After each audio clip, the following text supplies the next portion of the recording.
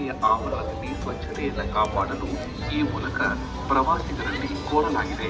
ನಿಮ್ಮ ಚಲನವಲನದ ಮೇಲೆ ಸಿಸಿಟಿವಿ ಕಣ್ಗಾವಲಿಸಿದೆ.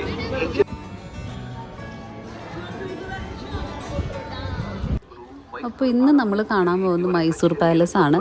അപ്പോൾ മൈസൂർ പാലസ് കാണാത്ത ആൾക്കാർ വളരെ ചുരുക്കമാണ്. എന്നിരുന്നാൽ പോലും കാണാത്ത ആരെങ്കിലും ഉണ്ടെങ്കിൽ ഈ വീഡിയോ കണ്ടു കഴിഞ്ഞാൽ കംപ്ലീറ്റ് ഞാൻ ഉൾഭാഗവും അതിൻ്റെ പുറംഭാഗവും എല്ലാം കവർ ചെയ്യാൻ ശ്രമിച്ചിട്ടുണ്ട്. അപ്പോൾ നമ്മുടെ 2 ദിവസത്തെ പ്ലാനായിരുന്നു മൈസൂർ. അപ്പോൾ അതിലെ 2ാമത്തെ ദിവസത്തെ ഫസ്റ്റ് പോയ ലൊക്കേഷനാണ് മൈസൂർ പാലസ്. നമ്മൾ ഈ സമയം ഒരു രാവിലെ ആയപ്പോഴത്തേനും പോയി. അതല്ലാണ്ട് പിന്നെ നൈറ്റും വന്ന് കണ്ടു ലൈറ്റ്സും കാര്യങ്ങളൊക്കെ കാണാൻ. പിന്നെ ദസറയുടെ സമയമാണെങ്കിൽ പറയും വേണ്ടല്ലോ, വേറെ ലെവലായിരിക്കും ഈ മൈസൂർ പാലസും അതിൻ്റെ ദേശങ്ങളൊക്കെ.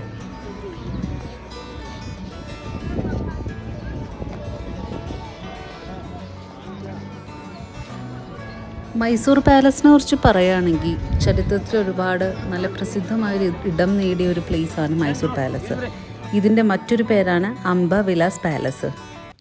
ഔദ്യോഗികമായിട്ട് ഈ പാലസിനെ നമ്മുടെ വഡിയാർ ഡൈനാസ്റ്റി ടൈമിലുള്ളതെന്നാണ് പറയുന്നത്. ആ ഒരു ഭരണകാലഘട്ടത്തിൽ മൈസൂരിൻ്റെ മധ്യഭാഗത്ത് സ്ഥിതി ചെയ്യുന്ന ഈ മൈസൂർ പാലസ് ചാമുണ്ഡി ഹിൽസിനെ ഫേസ് ചെയ്തിട്ടാണ് സ്ഥിതി ചെയ്യുന്നത്. കൊട്ടാരങ്ങളുടെ നാട് എന്നും മൈസൂരിനൊരു പേരുണ്ട്. ഈ പാലസിൻ്റെ കൺസ്ട്രക്ഷൻ സ്റ്റാർട്ട് ചെയ്തത് 1897 ഇത് അവസാനിച്ചത് 1912 ഇതിൻ്റെ ആർക്കിടെക്റ്റ് എന്നറിയപ്പെടുന്നത് ഹെൻറി ഇർവിനാണ്. പിന്നെ ഇതിൽ കണ്ട ഇൻഫർമേഷൻസ് പ്രകാരമാണെങ്കിൽ ഏതാണ്ട് 7 കൊട്ടാരങ്ങളാണ് ഇതിൻ്റെ ഉള്ളിൽ ഇൻക്ലൂഡ് ആയിട്ടുള്ളത്. അതേപോലെ ഇതിലത്തെ ആദ്യത്തെ ഫോർട്ട്, ദ ഓൾഡ് ഫോർട്ട് പണിയെടുപ്പിച്ചിരിക്കുന്നത് 14th സെഞ്ച്വറിയിലാണ്. അത് പിന്നീട് റീകൺസ്ട്രക്ഷൻ ചെയ്തിട്ടുമുണ്ട്. ഒരുപാട് പൊളിച്ചു പണികളും നടന്നിട്ടുണ്ട് ആ ഫോർട്ടിൽ. ഈ ആദ്യം പണിഞ്ഞ ഈ ഫോർട്ട് അവർ പണിതത് മരത്തിലായിരുന്നു. അത് വളരെ പെട്ടെന്ന് തീ പിടിക്കാനുള്ള സാധ്യതയുള്ളതുകൊണ്ട് തന്നെ പുതിയതായിട്ട് പണിത എല്ലാ ഫോർട്ടുകളും അവർ സ്റ്റോണിലും ബ്രിക്സിലും വുഡും മിക്സ് ചെയ്തിട്ടാണ് പിന്നീട് കൺസ്ട്രക്ഷൻ ചെയ്തത്. മൈസൂർ പാലസ് എന്ന് പറയുന്നത് one of the most tourist attraction place in India ആണ്, after Taj Mahal. More than 3 million annual വിസിറ്റേഴ്സാണ് 2014 ഇവിടെ രേഖപ്പെടുത്തിയിട്ടുള്ളത്.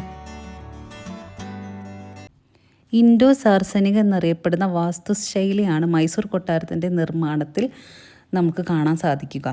ഹിന്ദു, രജപുത്ര, ഗോത്തിക്, ഇസ്ലാം വാസ്തുവിദ്യകളുടെ സങ്കര രൂപമാണ് ഇൻഡോ സാർണിക് വാസ്തുവിദ്യ. മാർബിളിൽ തീർത്ത അർദ്ധകുംഭങ്ങളോട് കൂടിയ 3 നില മന്ദിരമാണ് ഈ കൊട്ടാരം. പിന്നെ കൊട്ടാരത്തിൻ്റെ ചുറ്റും ദ മെയിൻ അട്രാക്ഷനാണ് അവിടുത്തെ ഉദ്യാനം. അതുപോലെ തന്നെ ഈ കൊട്ടാരത്ത് നമുക്ക് ഒരുപാട് ചിത്രകല പണികളൊക്കെ കാണാൻ പറ്റും. അതിൽ ഒരുപാട് ചിത്രങ്ങൾ ചെയ്തേക്കുന്നത് രവിവർമ്മയാണ്. പിന്നെ എല്ലാ വർഷവും ശരത്കാലത്ത് നടക്കുന്ന മൈസൂർ ദസറ മഹോത്സവത്തിൻ്റെ പ്രധാന വേദിയാണ് മൈസൂർ കൊട്ടാരം. ഇവിടുത്തെ കുക്കായിരുന്ന കാക്കാസുര മാടപ്പ ആണ് മൈസൂർ പാക്ക് എന്ന പലഹാരം ആവിഷ്കരിച്ചത്. മൈസൂർ പാക്ക് കഴിക്കാത്ത ആരും അധികം ഉണ്ടാവില്ലല്ലോ. അപ്പോൾ ഇങ്ങനൊരു ചരിത്രം കൂടിയും നമ്മുടെ ഈ മൈസൂർ പാലസിനുണ്ട്. പിന്നെ നമ്മളവിടെ പോയപ്പോൾ ഒരു മൈസൂർ പാക്ക് മേടിച്ച് കഴിച്ചായിരുന്നു. അതവിടുത്തെ ഒരു സ്പെഷ്യൽ പലഹാരം തന്നെയാണ്. മൈസൂർ കൊട്ടാര സമുച്ചയത്തിനകത്ത് ആകെ 12 ഹൈന്ദവ ക്ഷേത്രങ്ങളുണ്ട്. ഇവയിൽ ഏറ്റവും പഴക്കേറിയത് 14ാം നൂറ്റാണ്ടിൽ നിർമ്മിച്ചതാണ്. ഏറ്റവും പുതിയത് 1953 നിർമ്മിച്ചതും. ഇവിടുത്തെ മെയിൻ ടെമ്പിൾസാണ് സോമേശ്വര ക്ഷേത്രം, ലക്ഷ്മിനാരായണ ക്ഷേത്രം, ശ്വേതവരാഹ സ്വാമി ക്ഷേത്രം. പിന്നെ ഞാൻ പറഞ്ഞല്ലോ, ഇവിടുത്തെ ഏറ്റവും വലിയ ഫെസ്റ്റിവൽ ദസറ ഉത്സവമാണ്.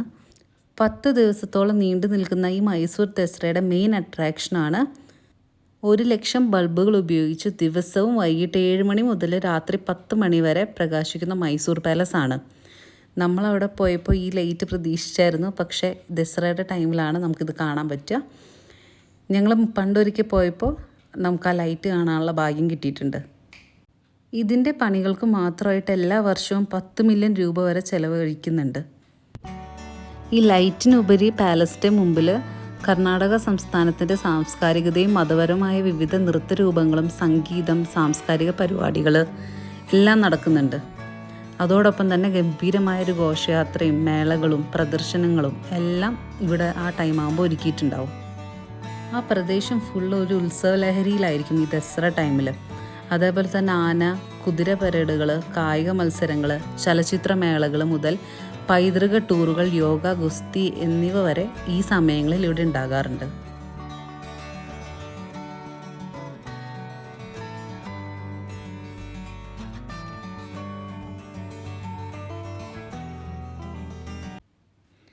അപ്പോൾ ഇത്രയൊക്കെയാണ് നമ്മുടെ ഈ മൈസൂർ പാലസിനെ പറ്റിയിട്ടും അവിടുത്തെ മെയിൻ ഉത്സവമായ ദസറേനെ പറ്റിയിട്ടൊക്കെ എനിക്ക് പറയാനുള്ളത്.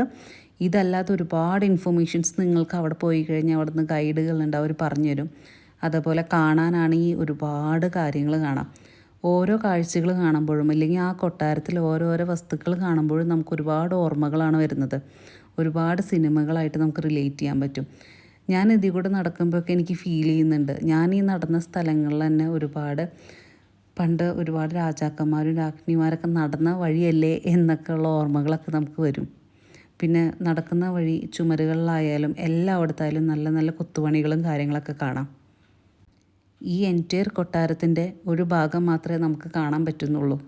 ഇതേപോലെ നമുക്ക് കടക്കാൻ പറ്റാത്ത ഒരുപാട് സ്ഥലങ്ങളും ഒരുപാട് അട്രാക്റ്റീവ് സാധനങ്ങളും ഈ കൊട്ടാരത്തിൽ ഇപ്പോഴും ഒളിഞ്ഞിരിപ്പിട്ടുണ്ട്. പിന്നെ ഇപ്പം നിങ്ങൾ കാണുന്നത് ഒരു സ്വർണ്ണ രഥമാണ്. അത് ഫുൾ ഗോൾഡ് കൊണ്ടാണ് ഉണ്ടാക്കിയേക്കുന്നത്.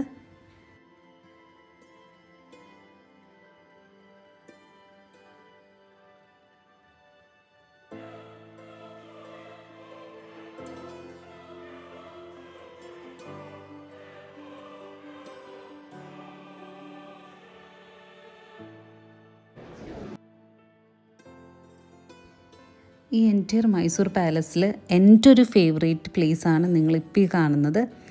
ഈ ഒരു ഹാള്, ഇതിനെന്താ പറയാമെന്ന് എനിക്കറിയില്ല കറക്റ്റ് വേർഡ് ഈ പ്ലേസിന് പറയുന്നത്. പക്ഷേ ഒരു രക്ഷയുണ്ടാവില്ലാത്തൊരു സ്ഥലമാണ്. ഇവിടെ നിന്നിട്ടാണെന്നുകൊണ്ട് രാജാക്കന്മാരൊക്കെ താഴെ നിൽക്കുന്ന പ്രജകളെയും അവിടെ നടക്കുന്ന ഉത്സവങ്ങളും കാര്യങ്ങളൊക്കെ കാണുന്നത്. അങ്ങനത്തെ ഒരുപാട് പേർക്ക് ഇരിക്കാൻ പറ്റുന്നൊരു കപ്പാസിറ്റി ഉള്ളൊരു ഏരിയയും കൂടിയായിരുന്നത്. നല്ല കളറും നല്ല കൊത്തുപണികളൊക്കെ ഉള്ളൊരു ഏരിയ ആയിരുന്നു. അപ്പോൾ ഒരു മൈസൂർ ട്രിപ്പ് പ്ലാൻ ചെയ്യുമ്പോൾ മസ്റ്റായിട്ട് ഇൻക്ലൂഡ് ചെയ്യേണ്ട ഒരു ലൊക്കേഷനാണ് നമ്മുടെ മൈസൂർ പാലസ്. ഒരാൾക്ക് ഏകദേശം 100 രൂപയാണ് ടിക്കറ്റ് വരുന്നത്. അപ്പോൾ 100 രൂപ ടിക്കറ്റൊക്കെ കൊടുത്ത് ഉള്ളിൽ കയറി നല്ലപോലെ കൊട്ടാരമൊക്കെ ആസ്വദിച്ച് കാണാം. നല്ല നല്ല ഫോട്ടോസ് നമുക്ക് അവിടെ എടുക്കാൻ പറ്റും. നല്ലൊരു ഉദ്യാനമൊക്കെ ഉണ്ട് പാലസിൻ്റെ ചുറ്റും. പിന്നെ നൈറ്റ് ആയി കഴിയുമ്പോൾ ഇവിടേക്ക് വന്നു കഴിഞ്ഞാൽ നമുക്ക് അവിടെ കുതിര സവാരിയും കാര്യങ്ങളൊക്കെ ഉണ്ട്. അപ്പോൾ അതിന് സെപ്പറേറ്റ് പൈസ കൊടുത്തിട്ട് പോകണമെന്നുള്ളവർക്ക് പോവാം.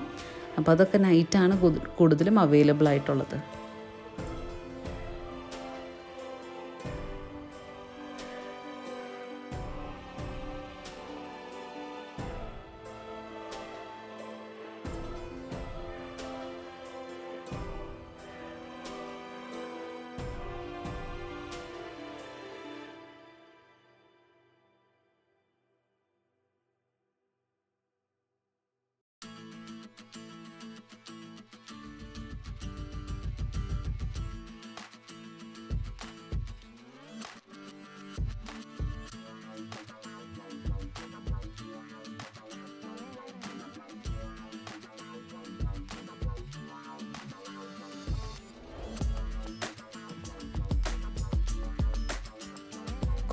കൊട്ടാര കാഴ്ചകളൊക്കെ എല്ലാവർക്കും ഇഷ്ടപ്പെട്ടു എന്ന് വിചാരിക്കുന്നു.